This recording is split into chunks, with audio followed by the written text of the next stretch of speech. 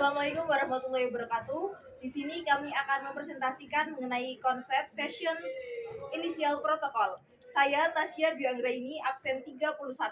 Saya Fia Maulidanggani, absen 32. Saya Siti Besara, absen 30. Pengertian session inisial protokol adalah suatu sinyaling protokol pada layar aplikasi yang berfungsi untuk membangun, memodifikasi, dan mengakhiri suatu sesi multimedia yang melibatkan satu atau beberapa pengguna. Sesi multimedia adalah pertukaran data antar pengguna yang dapat berupa suara, video, dan teks. SIP tidak menyediakan layanan secara langsung, tetapi menyediakan fondasi yang digunakan oleh protokol aplikasi lainnya untuk memberikan layanan yang lebih lengkap. Layanan SIP. Yang pertama ada RTP, yaitu Real Time Transport Protocol, digunakan untuk melakukan transfer data secara real time. Yang kedua ada SDP, yaitu Session Description Protocol, digunakan untuk mendeskripsikan sesi multimedia. Yang ketiga ada Megaco, yaitu Media Gateway Control Protocol, digunakan untuk berkomunikasi dengan PSTN atau Public Suite Telephone Network.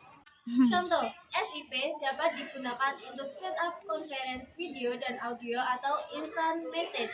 SIP merupakan peer-to-peer signaling protokol yang dikembangkan oleh IETF atau Internet Engineering Task Force yang mengizinkan endpoint-nya untuk memulai dan mengakhiri session komunikasi. Selanjutnya yaitu konsep SIP. SIP merupakan salah satu standar pensinyalan dan pengontrolan sesi dari paket teleponia dikembangkan IETF. SIP adalah teknologi yang disederhanakan dari sistem multimedia paket ITU H323.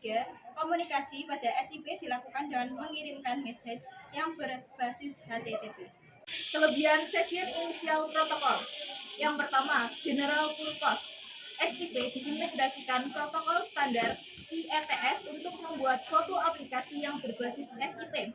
Yang kedua, arsitektur yang terdistribusi dan scalable. Contohnya, proxy server, redirect server, registrar server, dan location server. Yang ketiga, sederhana.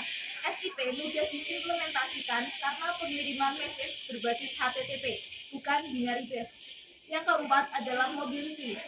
Seorang pengguna dapat menerima message atau call yang ditujukan kepadanya meskipun berpindah dari satu lokasi ke lokasi lainnya.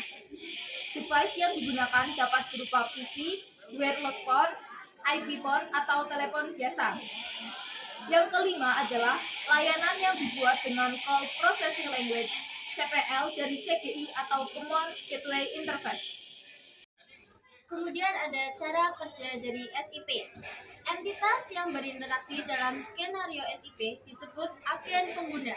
Entitas ini dapat beroperasi dalam dua mode. Yang pertama, user agen client, yaitu menghasilkan permintaan dan mengirimkannya ke user. Yang kedua, user agen server, yaitu sistem akan mendapatkan permintaan, memproses permintaan tersebut, dan menghasilkan tanggapan. Cara kerja SIP adalah awalnya penelpon akan diidentifikasi oleh alamat SIP.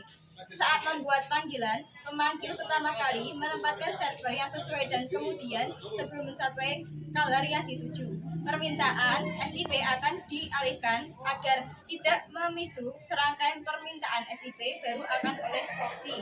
Pengguna dapat mendaftarkan lokasi mereka dengan server SIP. Sekian penjelasan mengenai konsep session inisial protokol. Mohon maaf jika ada kesalahan. Wassalamualaikum warahmatullahi wabarakatuh.